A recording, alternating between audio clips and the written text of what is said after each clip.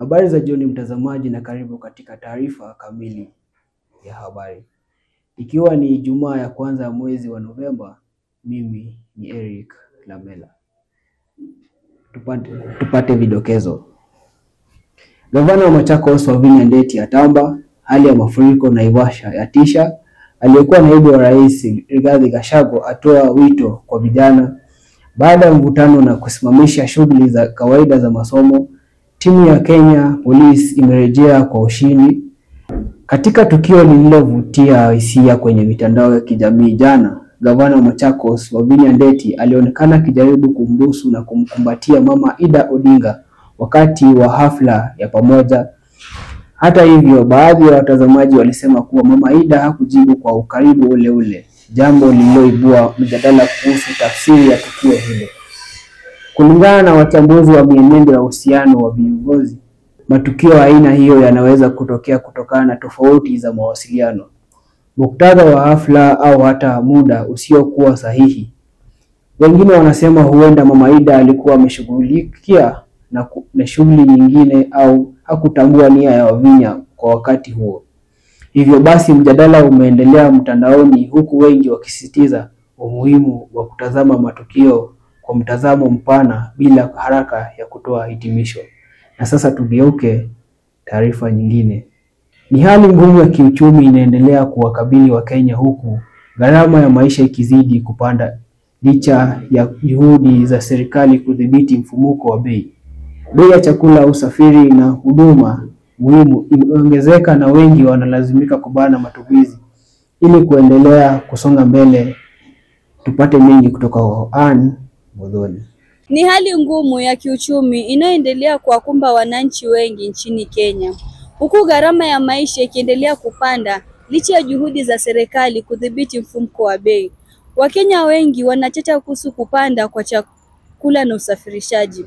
Wengi wanalazimika kubania matumizi yao ya kila siku ili kutimiza mahitaji yao. Katika masoko mengi nchini, bei za bidhaa muhimu kama unga, mafuta kupikia, sukari, maziwa na hata nauli zimeongezeka kwa zaidi ya 10% ndani ya miezi mitatu pekee. Wafanyabiashara nao wanasema gharama kununua bidhaa kutoka kwa wasambazaji zimepanda, jambo linalolazimu nao kuongeza bei kwa wateja. Lakini kwa upande wa serikali, viongozi wanasema juhudi zinaendelea kuhakikisha bei zinashuka na wananchi wanapata nafuu. Hiyo msingi wa madeni lazima tuibadilishe. Badala ya kuwa na msingi wa uchumi wa madeni, tuwe na msingi wa uchumi wetu ambao umesimamia ushuru ambayo sisi tunakusanya kama Wakenya. And that is why I am asking all of us, we have time to build a new foundation of our economy. We have built our economy on the basis of debt. That is why we are paying 1.4 trillion shillings every year to debt. We have to change that foundation so that we, instead of building our economy on the basis of debt, we want to build our economy on the basis of our own revenues that we are raising from the people of Kenya, because that will secure our independence as a nation. So wale wanajaribu kuniharakisha, mimi nataka niwaambie mosmos, polepole. Wacha tupange kwanza uchumi wa Kenya iwe on the right footing. Pia inasisitiza kuwa mikakati kama bottom up economic transformation agenda inalenga kuinua wananchi na tabaka la chini kupitia uwekelezaji katika kilimo, biashara ndogo na ajira kwa vijana. Sio father ametuamuru, sio askofu ametuamuru, ni Kristo mwenyewe. Anasema amebarikiwa mwenye kutoa kuliko mwenye kupokea. And it is in the context of remembering the weak, so that we can lift the weak and work with them. Na ndio mnasikia kuna mjadala mkubwa Kenya sasa ya bottom up. Pengine mnashangaa hii bottom up inaanzia wapi? Hii bottom na inasumbua watu, imesumbua watu wengi sana. Watu wamechanganyikiwa vibaya sana na hii bottom up. Lakini to explain it is about remembering the weak. Na Biblia inasema, and I want the gentleman who went to Sunday school here, usome katika Zaburi 113 mstari wa 7 na 8. Zaburi, neno la Mungu linatuambia Mungu humtoa mtu mnyonge mavumbini, na Mungu humketisha maskini na fukara meza moja na wafalme. That is the word of God. So, if anybody is looking for the explanation on bottom up, let them go and read Psalms 113, verses 7 and 8. It is God who lifts the weak from the dust, and it is God who sits the poor on the same table with kings and princes. That is the lifting of everybody, so that we can together be in a nation where nobody is left behind. And that is what we are looking for. And that is what we are saying. And that is what we want. Kwa sasa, mwananchi wa kawaida bado anaendelea kuathirika na mfumuko wa bei. Wengine wanategemea mikopo midogo na msaada kutoka kwa jamii ili kukidhi mahitaji yao ya kila siku. Na swali linabaki, je, mageuzi haya na kuboreka kwa kiuchumi litabadilika lini? Kuripotia Newsline Media, mimi ni Anna Muthoni. Habari za leo. Maeneo ya Kihoto na Karagita karibu na ziwa Naivasha yameathiriwa na mafuriko baada ya kiwango cha maji kuongezeka kutokana na mvua zinazoendelea. Familia nyingi zimelazimika kuhama makazi yao, huku nyumba, mashamba na barabara zikifunikwa na maji. Zaidi ya familia 4,000 zinakisiwa kuathirika. Viongozi wa eneo hilo wanasema ujenzi karibu na ziwa na mabadiliko ya hali ya hewa vimechangia hali hiyo. Maafisa wa afya wameonya kuhusu uwezekano wa kusambaa kwa magonjwa kutokana na kuchanganyika kwa maji machafu na taka. Tupate mengi kutoka Royford Kirimi. Mafuriko yameharibu makazi na mashamba karibu na ziwa la Naivasha baada ya maji kuongezeka. Familia nyingi katika maeneo ya Kihoto na Karagita zimelazimika kuhama makazi yao baada ya mvua kubwa kusababisha maji ya ziwa kujaa na kuenea. Zaidi ya familia 4,000 zimeathirika na barabara pamoja na nyumba nyingi zimefunikiwa kwa maji. Viongozi wa eneo wamesema mafuriko haya yamesababishwa na mvua zinazoendelea na ujenzi karibu sana na ziwa. Maafisa wa afya wamehofia mlipuko wa magonjwa kwa sababu maji machafu yamechanganyika na taka. Kwa kuwa hawana mahali pa kwenda, wakaazi wanatoa wito kwa serikali kuwasaidia. Jaribu kuwaambia wahame tuwasaidie kuhama, ilikuwa inagonga mwisho sababu walikuwa nasema tungojea watoto wamalize mtihani. Not that mtihani inaisha kesho na wengine wamemaliza, tukaonelea kama county tukuje tuwasaidie na transport. Wengi wametafuta nyumba lakini wakashindwa kulipia gharama ya transport. 4,000 we are trying to see this week ni wangapi tutaweza kuhamisha wale wako ready, wale wamepata manyumba. Ndio msaada imetupatia peke yake. Lakini then food, then tuko shida na food. Image ilianza kidogo kidogo. Sasa ni 3 weeks. Maji ndio imefika hapa, imetulemea, tumetoka hiyo gorofa hiyo. Sasa hii gorofa sasa hii ina watu. Tumetoka huko chini wote. Hii ni maji imekuja, ni maji bahari imejaa. Then imekuja. Kitu kama hii ishaitokea tena? Yeah, ishaitokea hapo last na ni miaka ya nyuma sana. Sasa hili janga ni janga la kitaifa. This is a national disaster. Si lazima watu wakuve ndio watu wakuje hapa na madege. Na hivyo ndivyo hali ilivyo katika mitaa iliyozingira ziwa la Naivasha, huku wakaazi wakibakia kungoja serikali iweze kuwatafutia suluhisho la kuwahamisha. Nikilipotia luninga ya Newsline ikiwa Naivasha, langu jina ni Royford Kirimi. Naibu wa Rais Rigathi Gachagua ametoa wito kwa vijana na kizazi cha millennials kujitokeza kwa wingi kujisajili kama wapiga kura, akisema sauti yao ina nafasi muhimu katika kuamua mustakabali wa taifa. Akizungumza katika hafla ya kijamii hivi karibuni, naibu rais amesema kuwa vijana ndio kundi kubwa zaidi nchini na hivyo kushiriki kwao kwenye uchaguzi ndiko kunakoleta mabadiliko ya kweli. Ameongeza kuwa kujisajili kama mpiga kura ni hatua ya kwanza ya kushiriki mchakato wa kufanya maamuzi kuhusu uongozi na sera za maendeleo. Tupate mengi kutoka kwa John. Wananchi wanasema wakati umefika kwa wanasiasa kuonyesha uwazi zaidi, huku vijana wakihimizwa kujitokeza kwa wingi kujisajili. Our young people, the Gen Z, I want to appeal to you.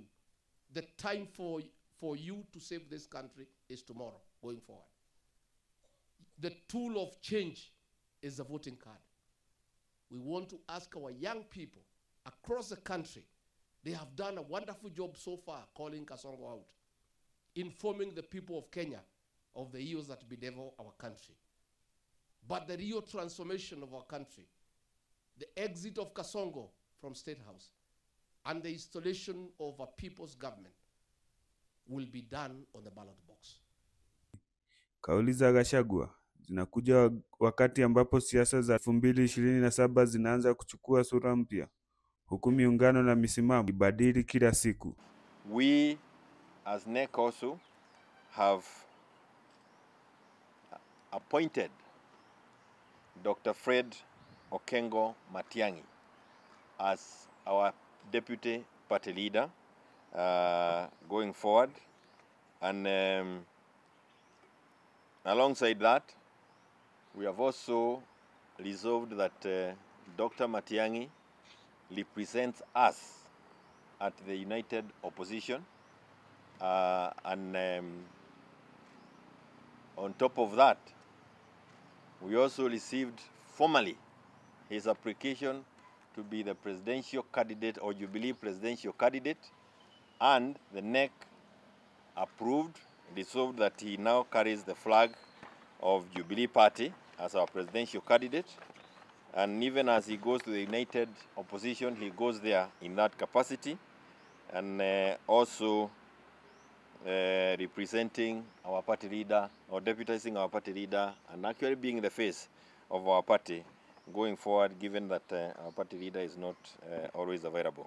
Katika hotuba aliyotoa kwenye kongamano la vijana, aliwahimiza vijana wa Gen Z na millennial kujitokeza kwa wingi kwenye usajili wa wapiga kura, akisema kuwa kundi hilo ndilo linaweza kubadili mustakabali wa taifa. I want to persuade you this afternoon that when you go back home, you must talk to your colleagues, the Gen Zs and the millennials, to take IDs and register as voters. And I want to tell you, everybody wants Kasongo to go home, but that will only be actualized on the ballot. We are constitutional democracy. We don't want Kasongo to go home through unconstitutional means. No, we want to humiliate him at the ballot. And that will be done when you guys register as voters. Miongoni mwa maswali yanayozungumziwa hapa mitaani, ikiwa ari ya Rigathi Gachagua itayaamsha vijana kujisajili kama wapiga kura. Wengi wanaamini uwezo upo, ila uamuzi utatoka kwa vijana wenyewe. Nikiripotea runinga ya Newsland Media, langu jina ni Karigo John. Baada ya kipindi cha mvutano na kusimamisha shughuli za kawaida za masomo, walimu wa vyuo vikuu nchini sasa wamerejea kazini kufuatia makubaliano ya muda yaliyofikiwa katika vyama vyao na serikali.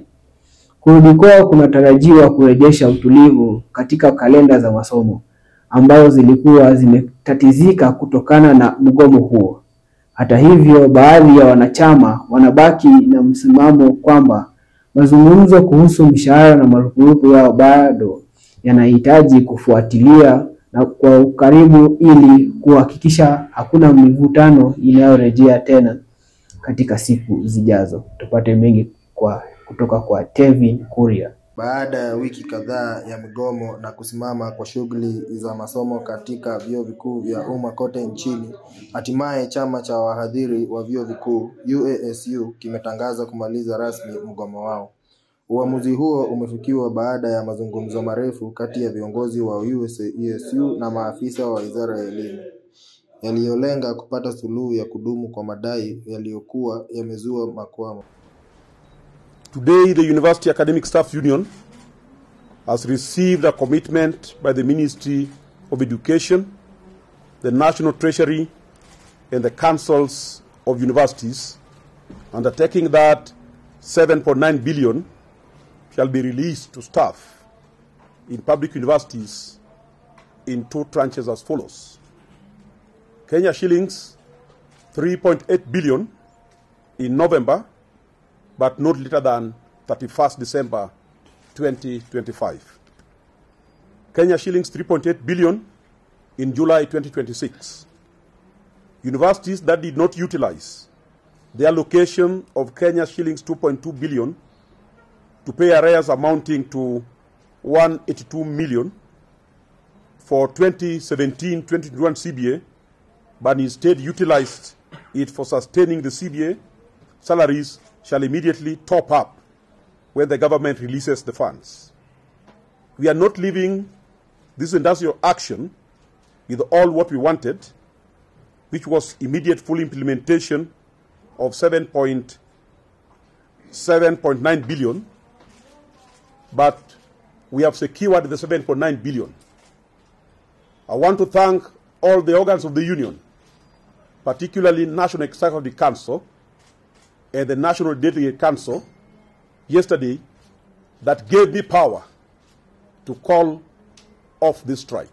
Wahadhiri walikuwa wanapinga ucheleweshaji wa mishahara, kushindwa kwa serikali kutekeleza makubaliano ya pamoja ya kazi ya mwaka 2021 hadi 2025, pamoja na kucheleweshwa kwa mchakato wa kupandishwa vyeo.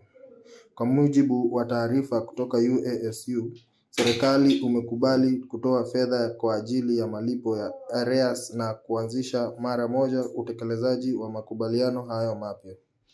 Hatua hiyo imeleta matumaini kwa wahadhiri na wanafunzi waliokuwa wamesalia bila masomo kwa muda mrefu.